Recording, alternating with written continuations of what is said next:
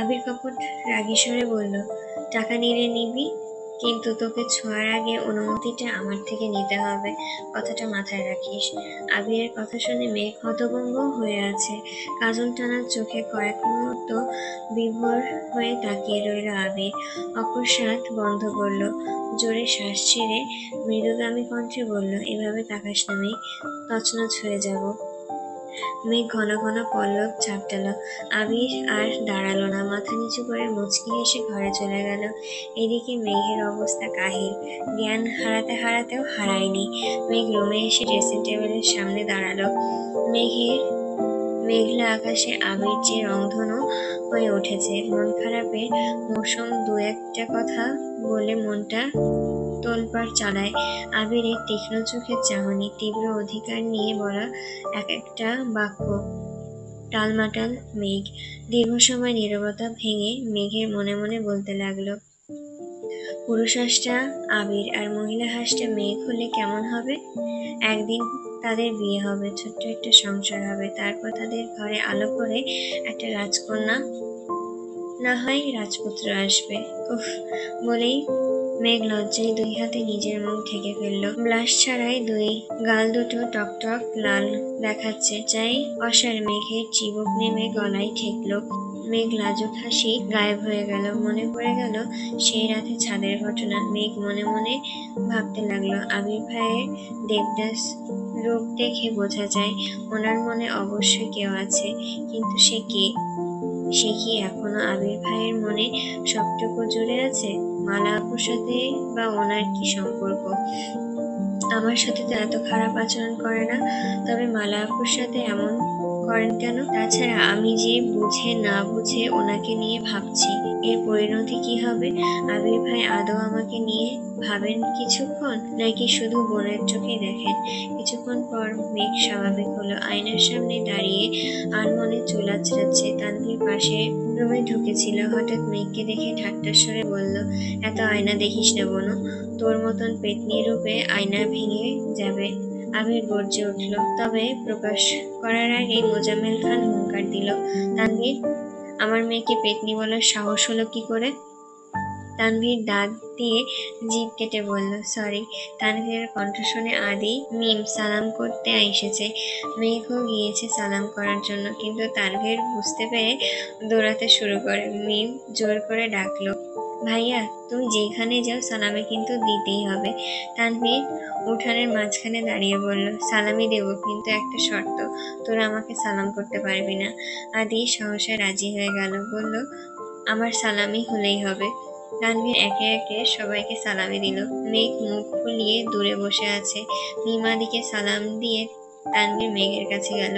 মেঘ মাথায় হাত বুলিয়ে কোমল কণ্ঠে শোধালো, পেতনি বলাতে রাগ করেছিস? আমি তো মজা করেছি, রাগ করিনি আমি। তাহলে?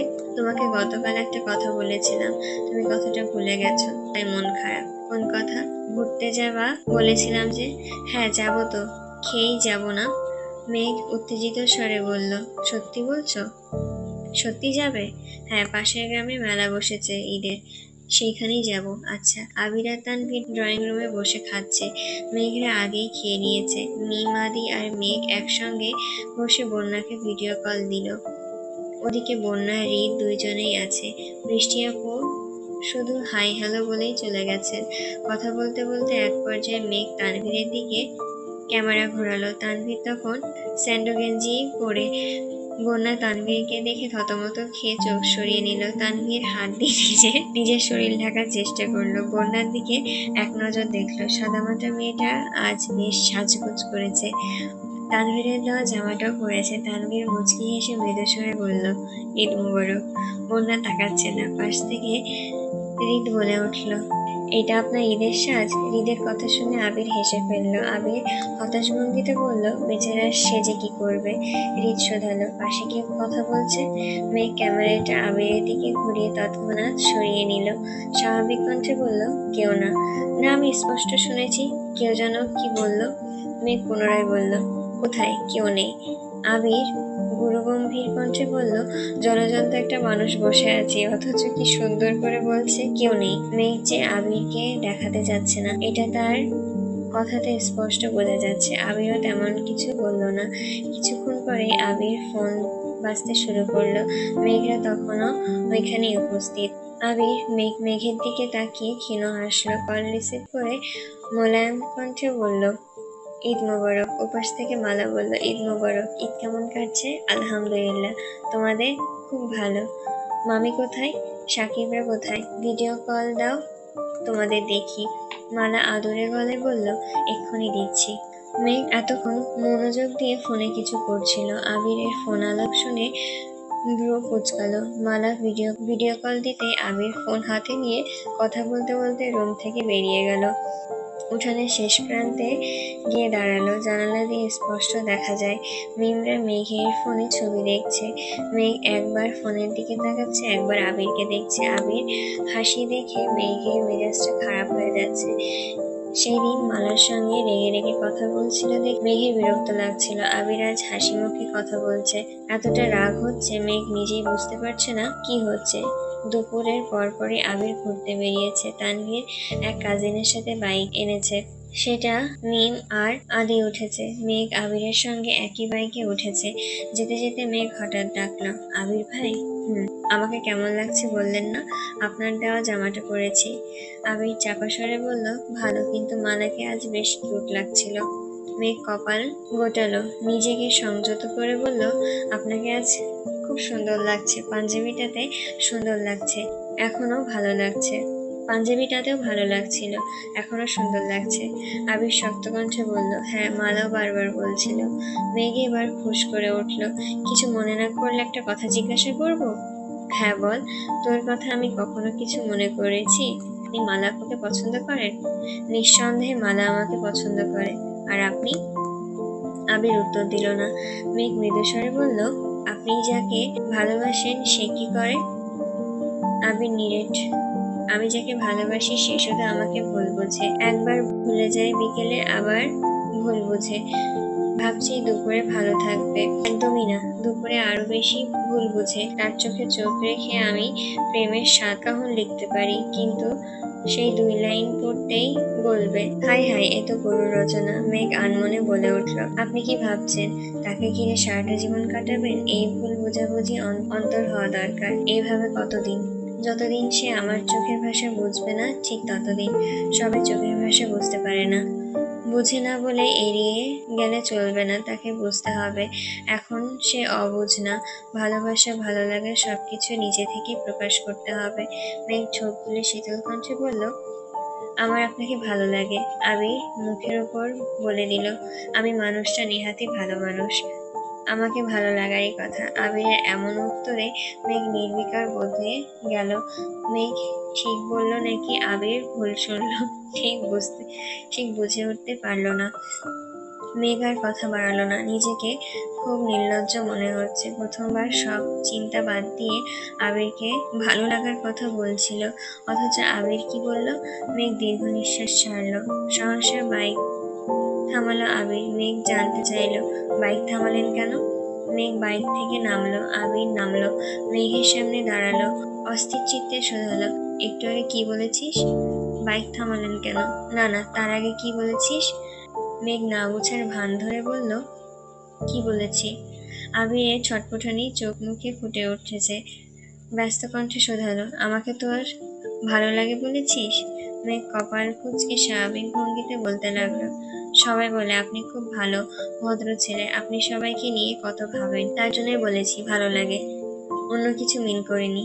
আবির আর চোখে আকাশের দিকে তাকিয়ে খানিকক্ষণ বিড়বিড় করলো, তারপর চুপচাপ বাইক স্টার্ট দিল। বাকি রাস্তা কেউ কোনো কথা বলল না। মেলা থেকে বাড়ি ফিরতে ফিরতে প্রায় সন্ধ্যা হয়ে গেছে। আবির নিজ পছন্দ মতো মেঘকে চুড়ি, কানের দুল, পায়ের নূপুর সহ আরো অনেক কিছু কিনে দিয়েছে। সারাদিন খুব ভালো কেটেছে। মেঘ ক্ষণে ক্ষণে শুধু মনে হচ্ছে আবির ভাই বোধহয় আমাকে ভালোবাসে। খুশি মনে বাড়ি ঢুকে বড়সড় একটা ধাক্কা খেলো। বাড়িতে মেহমান এসেছে। মেঘ ঘরে ঢুকেই হতবাক হয়ে রইল। মেঘ দাঁড়িয়ে দাঁড়িয়ে সবাইকে পর্যবেক্ষণ করছে। আবিরের মামা বাড়ি থেকে বেশ কয়েকজন এসেছে। আবিরের বড় মামা 3 মেয়ের মধ্যে 2 জন এসেছে। মেজ মেয়ে মালা আর ছোট মেয়ে দিশা, তানভীরের সমবয়সী একটা ছেলে এসেছে, নাম সাকিব। স্মৃতির সাথে লাবিব সহ আরো কয়েকজন এসেছে, তবে তারা বয়সে অনেক ছোট। সবার আলাপচারিতার মাঝেই সাকিব মেঘকে দেখে এগিয়ে এসে জিজ্ঞাসা করলো, কেমন আছো মেঘ আপু? আলহামদুলিল্লাহ ভালো। আমাকে চেনেন? সাকিব হেসে বলল, তোমার কথা এত শুনেছি যে আমার কল্পনায় তোমাকে ভেবে একটা নামও ঠিক করে ফেলেছি। শুনবে? বলুন। মেঘবতী। সুন্দর না নামটা? হ্যাঁ সুন্দর। আপনারা তো তেমন ভাবে আমাদের বাসায় আসেন না। মামারা হঠাৎ আসলেও আমার সাথে তেমন দেখা হয় না। তাহলে আমার সম্পর্কে এত কথা আপনি কোথায় শুনেছেন? আবির তৎক্ষণাৎ বারান্দা থেকে উঁচু গলায় ডাকলো, সাকিব এদিকে আয়। আবারও সেদিকে আবির তখনও কি যেন বলতেই যাচ্ছিল, মেঘ বসার ঘরে ফিরে তাকালো। সবার মাঝে দৃষ্টি পড়ল মালার দিকে। মালা নিষ্পাপ চোখে আবিরের দিকে তাকিয়ে আছে। মালার চোখে মুখে ব্যাকুলতা স্পষ্ট দেখা যাচ্ছে। ক্লান্তিহীন দুচোখ, অদ্ভুত এক ঘোর। মেঘ তীর্যক দৃষ্টিতে কয়েক মুহূর্ত তাকিয়ে রইল। মালার এইভাবে তাকিয়ে থাকা মেঘের কেন যেন সহ্য হলো না। কপাল কুঁচকে নিজের রুমে চলে গেল। মেঘের মন ভীষণ খারাপ, কিন্তু কেন তা জানে না। সন্ধ্যা থেকেই রুমের লাইট অফ করে শুয়ে আছে। কেউ এসে ডাকার সাহসও পাচ্ছে না। বিয়ের তোড়জোড় আজ থেকে শুরু হয়ে গেছে। পাশের রুমে মালা স্মৃতিদের হল্লাহল্লি শোনা যাচ্ছে, কিন্তু আবিরের কোনো সাড়া শব্দ নেই। তানভীরও নেই। তানভীর মাঠের এক কোণে বসে আছে। বন্যার সাথে সারাদিন যাবৎ কথা হয়নি। নগদে সালামি পাঠিয়েছে, কিন্তু তার বিনিময়ে ধন্যবাদটাও পেল না। সেই দিন বৃষ্টি আপু কল ধরার এমন ভয় কল দেওয়ার সাহসও পায় না। ভাবতে ভাবতে হঠাৎ বন্যার নাম্বার থেকে কল এলো। তানভীর হাসি মুখে কল রিসিভ করলো। বন্যা জানতে চাইল, আপনি নগদে সালামি পাঠিয়েছেন? হ্যাঁ। কি দরকার ছিল? আপনি তো আমাকে বোন মনে করেন না। বন্যা ভাবলে কি সালামি দেওয়া যাবে না? বন্যা উত্তর না দিয়ে মলিন স্বরে বলল, আপনি আমাকে এভাবে কিছু দেবেন না প্লিজ, কারণ প্রতিদান স্বরূপ আমি আপনাকে কিছুই দিতে পারবো না। তোমার কাছে চেয়েছি কিছু, আজ হয়তো চাননি, তবে ভবিষ্যতে কিছু চাইতে পারে, যা দেওয়ার সামর্থ্য আমার থাকবে না। আরেকটা কথা, আপনি আমাদের বাসায় এদিকে আর আসবেন না। তানভীর গরুভার কণ্ঠে শোধালো, এটা তো সমস্যা না? মানে এভাবে রাতে বিরেতে আসলে মানুষ বাজে কথা বলবে, আমার আব্বুর মান সম্মান নষ্ট হবে। তাছাড়া আমার জন্য পরে আপনাকেও হেনস্থা হতে হবে। আপনারা বড় মানুষ, আপনাদের লাইফস্টাইল ভিন্ন। আমাদের মতন মানুষদের থেকে দূরে থাকাই শ্রেয়। তানভীর কয়েক মুহূর্ত চুপ করে রইল, তারপর শোধালো, এগুলো তোমার কথা নয় বন্যা? আমার মনে হচ্ছে বৃষ্টি আপু এগুলো তোমার মাথায় ঢুকিয়েছে। বন্যা হিমশীতল কণ্ঠে বলতে লাগলো, আপুর কথা হবে কেন? এগুলো আমি নিজে থেকেই বলছি। কোথায়? আগে তো কিছু বলনি কখনো। আগে প্রয়োজন হয়নি তাই বলিনি, কিন্তু ইদানিং আপনার আচার আচরণ আমার কাছে ভালো লাগছে না। সবকিছু একটা সীমা থাকা দরকার। সীমা অতিক্রম হওয়ার আগেই জানিয়ে রাখা ভালো, তাই জানিয়ে রাখলাম, আর কিছুই না। এখন কি চাচ্ছ তুমি? বন্যা আস্তে করে ঢোক গিলে ধীর গলায় বলতে লাগলো, আপনি মেঘের ভাই, আমি মেঘের বান্ধবী। আমাদের সম্পর্কটা এই পর্যন্ত সীমাবদ্ধ থাকলে ভালো হবে। কখনো কোনো কারণে কোথাও দেখা হলে কথা বলবেন, ইচ্ছে না করলে কথা বলারও কোনো প্রয়োজন নেই। আপনি আমাকে টিউশনি খুঁজে দিয়েছেন, তার জন্য আপনাকে অসংখ্য ধন্যবাদ, কিন্তু ফোনে কল দেওয়া বা নগদে টাকা পাঠানো বা হুটহাট এটা সেটা গিফট করা, এই কাজগুলো দয়া করে করবেন না। আমি বারবার বলছি, আপনাদের মতন বিলাসবহুল জীবনযাপন আমি করতে পারি না, আর কখনো পারবো না। আমরা মধ্যবিত্ত, ঘরে না খেয়ে থাকলেও বাইরে কারোর কাছে হাত পাততে পারবো না। আমাদের স্বপ্নগুলো আমাদের মতনই প্রাণহীন। আর কিছু থাকুক বা না থাকুক, আমাদের আত্মসম্মান বোধটুকু আছে, তাই সম্ভব হলে আমাকে আমার আত্মসম্মান বাঁচিয়ে রাখতে দিন। তানভীর নীরব শান্ত শ্বাস ছাড়ল। নীরজ কণ্ঠে বলল, ভালো থেকো। তানভীর সঙ্গে সঙ্গে কল কেটে দিল। বন্যা অবুঝ নয়, সে মেঘের মতন আবেগ নিয়ে কোনো কিছু যাচাই করে না। তানভীরের চলাচল বন্যার বেশ ভালোই টের পাচ্ছে। হুটহাট কল কেটে দেয়, বাসার সামনে চলে যায়। এক্সট্রা কেয়ার, তার উপর সেদিন বৃষ্টি আপুর কাছেও অনেক বকা খেয়েছে, তাই সব দিক চিন্তা করেই কথাগুলো বলছিল। তানভীর যে ফোন পকেটে রেখে দুই হাতে মাথা চেপে ধরে বসে আছে। মিনিট খানিক বাদে সাকিব এসে তানভীরের পাশে বসলো, ধীর কণ্ঠে শোধালো, কি হলো তানভীর ভাই, তোমার কি মন খারাপ? তেমন কিছু না। এদিকে তুমি এখানে বসে আছো, ওইদিকে মেঘ আপু নিজের রুমে দরজা বন্ধ করে রেখেছে। আমরা আসাতে কি তোমরা খুশি না? তানভীর রাগান্বিত কণ্ঠে বলে উঠল, কি যাতা বলছিস, মেহমান আসলে কেউ অখুশি হয় নাকি? আমার গরম লাগছিল, তাই এখানে এসে বসেছিলাম। জায়গাটা খোলামেলা, ভালোই লাগছে। তোরা নাস্তা করছিলি তাই ডাকিনি। আর মেঘ আপু? তানভীর খানিক ভেবে বলল, আমরা মেলায় গিয়েছিলাম ঘুরতে, সারাদিন গরমের মধ্যে ঘুরেছি তো, তাই হয়তো মাথা ধরেছে। তোর কি অবস্থা বল? আমার আর কি অবস্থা হবে, আছি বেশ ভালোই। শিমুর কেমন আছে? সেও ভালো আছে। কিছুদিন পর পর ওর জন্য বিয়ের সম্বন্ধ আসে, আর আমি সেগুলো ভেঙচি দেই। Very good. সাকিব কোমল কণ্ঠে জানতে চাইল, তোমার কি অবস্থা বলো? এই তো চলে যাচ্ছে। গার্লফ্রেন্ড? তানভীর দীর্ঘ নিঃশ্বাস ছেড়ে মৃদু হেসে বলল, এইসব সবার কপালে সবকিছু থাকে না। মেঘ শুয়ে থাকতে থাকতে ঘুমিয়ে পড়েছে। হঠাৎ আবিরের কলে ঘুম ভাঙলো।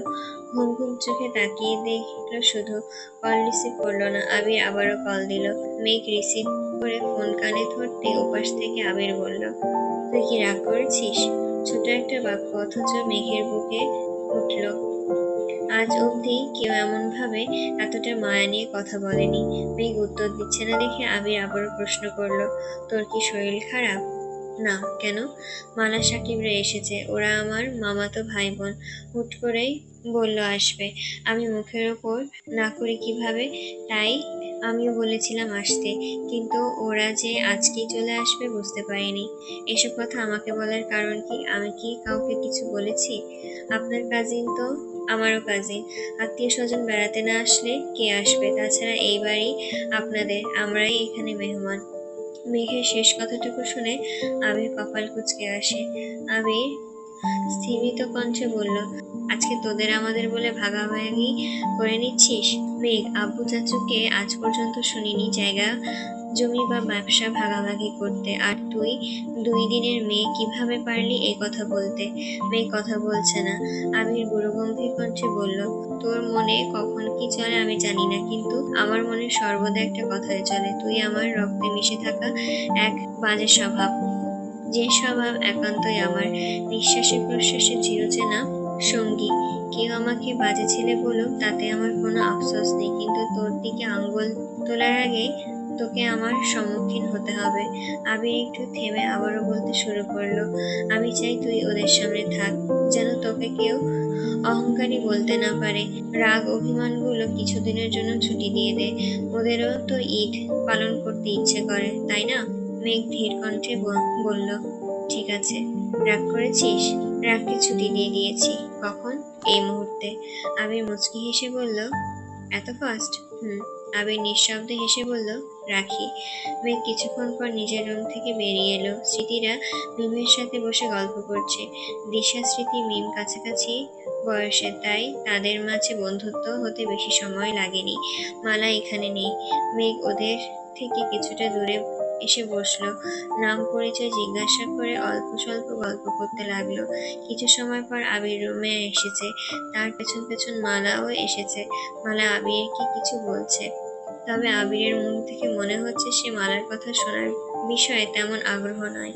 আবির মেঘেদের দিকে একবার দেখলো, তারপর মেঘকে উদ্দেশ্য করে মৃদু স্বরে বলল, আমি বিয়ে বাড়ি যাচ্ছি, কেউ খুঁজলে বলিস। মেঘ ঘাড় কাত করে সম্মতি জানালো। মালা গিয়ে মেঘের পাশে বসলো। আবির একবার মালাকে দেখলো, পরপর মেঘের দিকে একবার পলক তাকিয়ে কিছু না বলেই বেরিয়ে গেল। মেঘ সেই দিকে মনোযোগ দিল না, মেঘের পূর্ণ মনোযোগ মালার দিকে। মালা মৃদু স্বরে বলল, কি হলো মেঘ, কি দেখছো? মেঘ হুট করে প্রশ্ন করে বসলো, আবির ভাইয়ের সাথে আপনার খুব ভালো সম্পর্ক, তাই না? হ্যাঁ, তবে আমার চেয়ে মাইশা আপুর সাথে বেশি মিল। ছোটবেলায় ভাইয়া ফুপির সাথে প্রায় আমাদের বাসায় যেত। মাইশা আপু, সাকিব।